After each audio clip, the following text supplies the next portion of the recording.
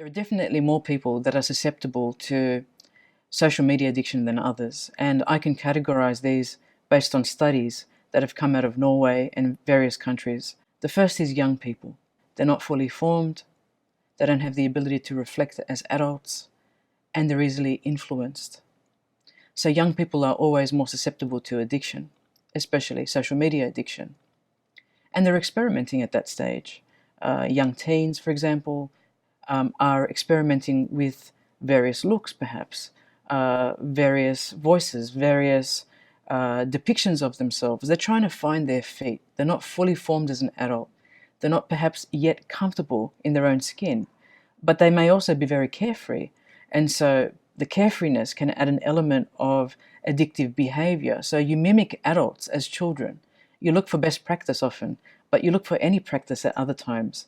So if you see somebody that you admire online with thousands of Facebook friends, like your favorite actress, your favorite musician, you long to emanate that behavior.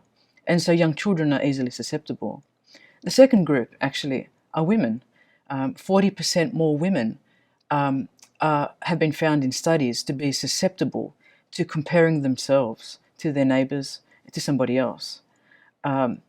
Men in their middle ages are also susceptible. For them, it's a different thing. It could be an online gaming environment. In fact, even instant messaging within a environment of adult-only material.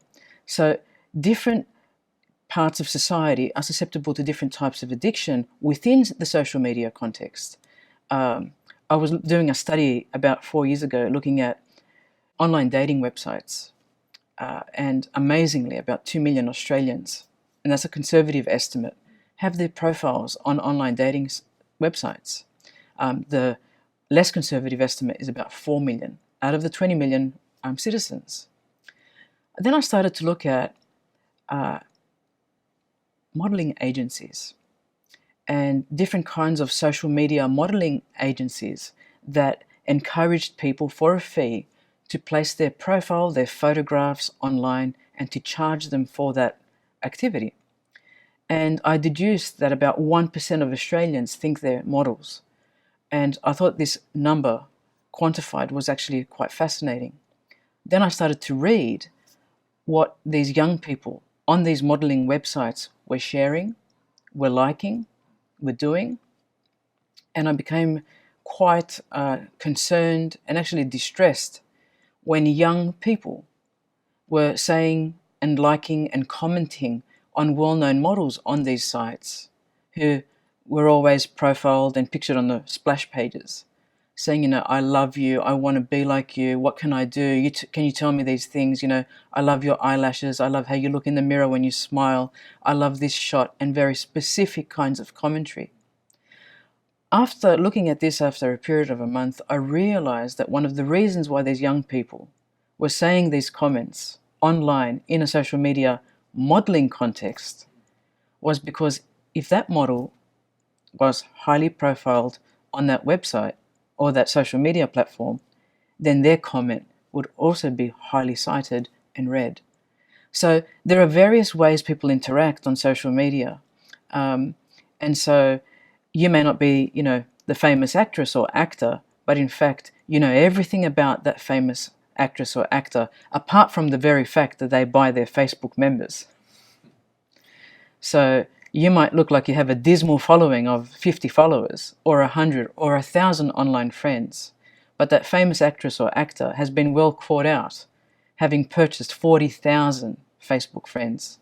So the higher the ranking, the higher your profile, the higher your status, and that's what it has become, a gamified environment of rankings. It is certainly a popularity contest of sorts, and so how can I outdo, the next member? How can I have more likes? How can I have more people write on my wall? How can I have people commenting about me in some way? And before we get carried away, this is a very natural human emotion to have. That people want to be liked is a very normal thing. That we should love ourselves is a very normal thing. However, when we're more concerned about curation, or a varnished look, or an airbrushed look, or a look that says I'm going to go into Photoshop and change that selfie because, that day I had a breakout of acne, then we have an issue happening because we are plastifying ourselves. We are not presenting the tarnished version, but the varnished version. And that's fake.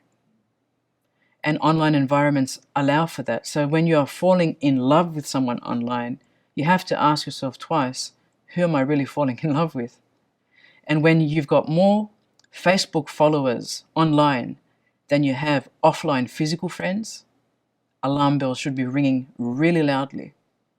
Because yes, I can have an online community, but that online community is not going to come to your aid when you've got a bout of pneumonia or tonsillitis to bring you chicken soup.